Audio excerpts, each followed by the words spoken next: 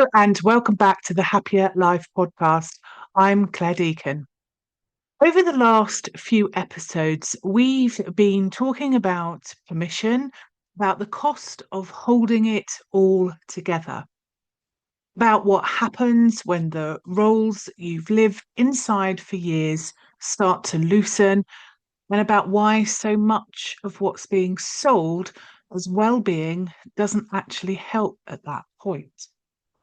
Today, I want to talk about what often comes next.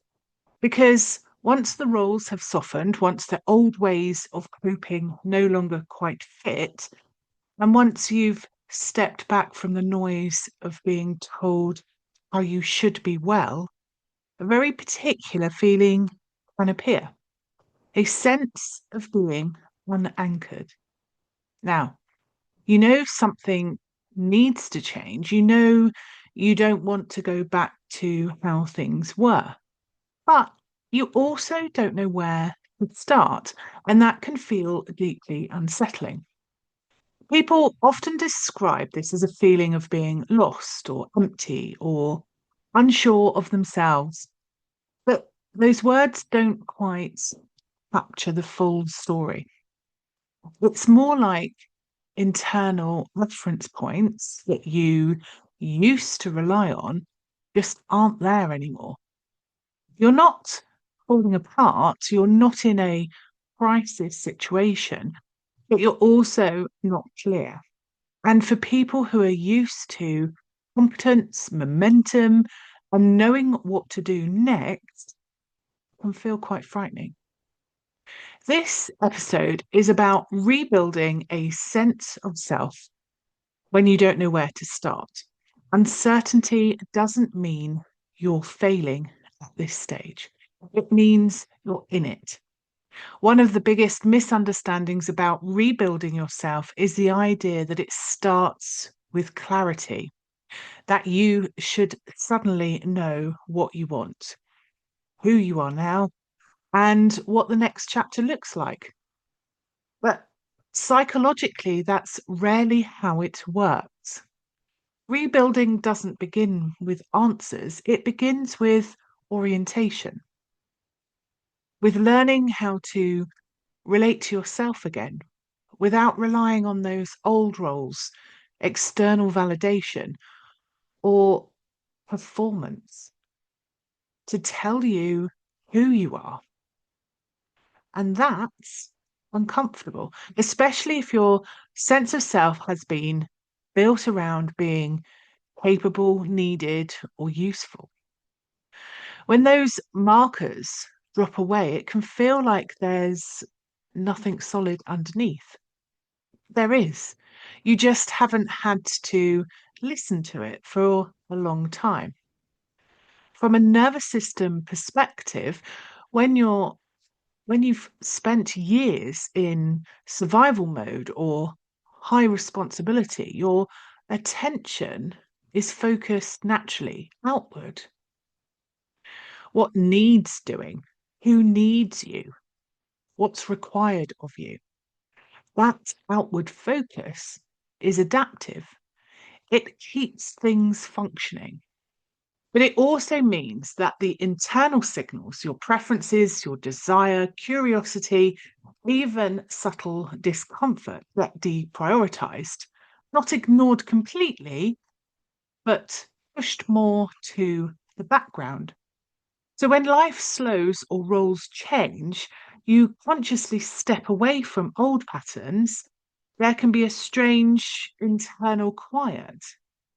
People often mistake that quiet for emptiness, but it isn't. It's unfamiliarity. It's your system no longer being driven by urgency or obligation, and you're not yet knowing what else to orientate around. This is why so many people feel tempted to rush the stage. They want a new identity, a new project, a new label, something to replace what's been lost. But Rebuilding a sense of self doesn't work like swapping one role for another. That just recreates the same dynamic, but with different packaging. Real rebuilding is much slower.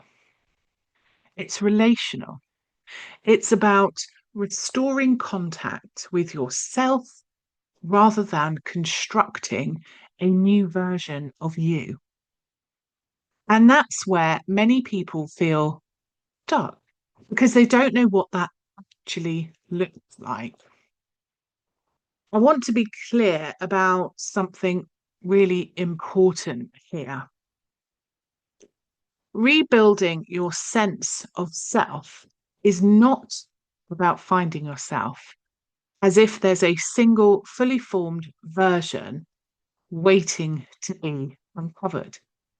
And it's not about self improvement, it's about re-establishing trust, particularly self trust. Trust that you can listen to yourself again. Trust that your internal responses matter.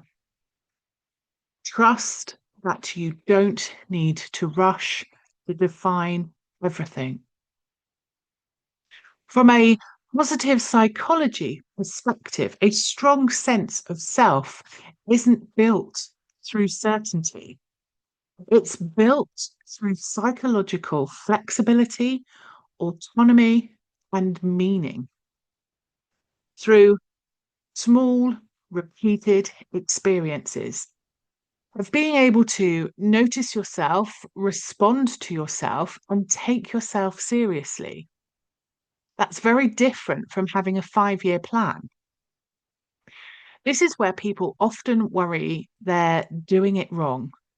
They'll say things like, I don't know what I enjoy anymore, or I don't know what I want, or I feel disconnected from myself. And they assume that's a problem to fix. But very often, it's a sign that you've stopped overriding yourself and you're now meeting parts of you were never given much airtime. When you've lived inside roles for a long time, your sense of self can become very narrow.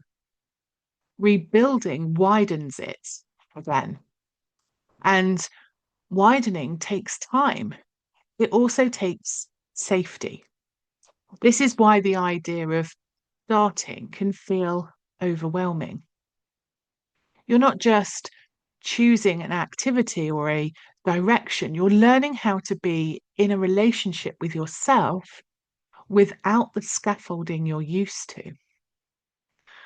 I know this space personally. There was a period in my own life where I knew I couldn't go back to how I'd been living, but I also didn't have a clear sense of what came next. And everything in me wanted to resolve that quickly, to be decisive, to be clear, to be back on solid ground. But the most important work in that phase wasn't making decisions, it was staying present, allowing myself to notice what felt heavy, what felt relieving, what felt neutral, and what felt quietly alive. Not judging those responses, not rushing them into meaning, just letting them exist. That's not passive, it's attuned and it's foundational. When people talk about rebuilding a sense of self, they often imagine something quite active, a lot of doing.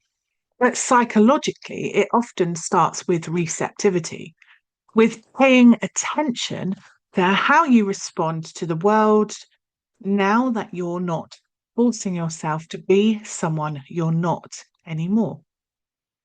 This might sound subtle, and it is, but it is powerful because your sense of self doesn't come from thinking harder about who you are. It comes from noticing how you're experiencing yourself in different moments. What drains you? what steadies you, what sparks interest, even faintly. Those signals are easy to miss if you expect them to shout. They don't, especially not after years of being ignored. From a nervous system point of view, rebuilding is about expanding capacity gently, not pushing, not demanding clarity, but allowing yourself to have preferences again without immediately turning them into obligations. That's a big shift for people who are used to responsibility, and it's often where guilt appears.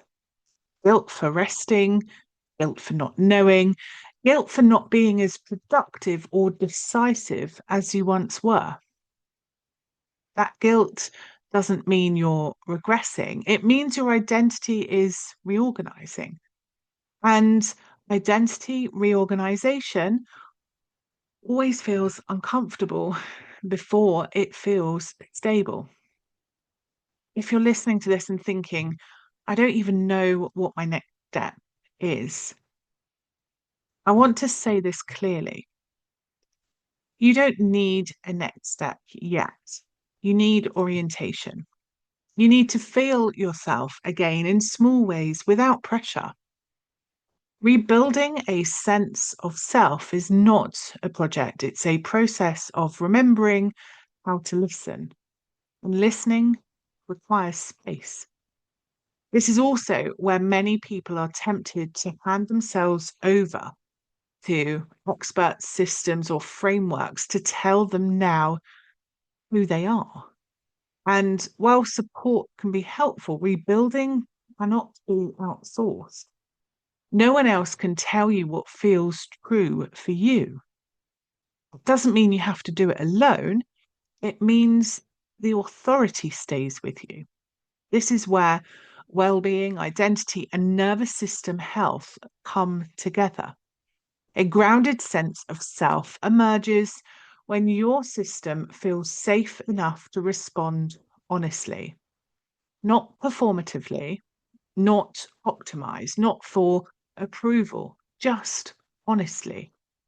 And that honesty often starts with very simple internal statements. This doesn't feel right anymore. This feels lighter than I expected. I don't know yet, and that's okay. These are not failures of clarity. They're signs of reconnection. If you're in this phase where the old ways no longer fit and the new ones haven't taken shape, you're not behind, you're doing something real. And real change is rarely linear or tidy. It's often quiet, uneven, and deeply internal. If you want to explore this further, you'll find resources on my website that focus on identity, self-worth, and rebuilding from the inside out, particularly if you're navigating this uncertain middle ground. You can find those at the Happya Hub and select Explore You. And you'll find the links to all of that in the show notes. And if you're sitting with the sense that you don't know where to start, let me leave you with this. You don't rebuild a sense of self by deciding who to be. You rebuild it by listening how to listen again. And that is a very good place to begin. So until next time, take care of you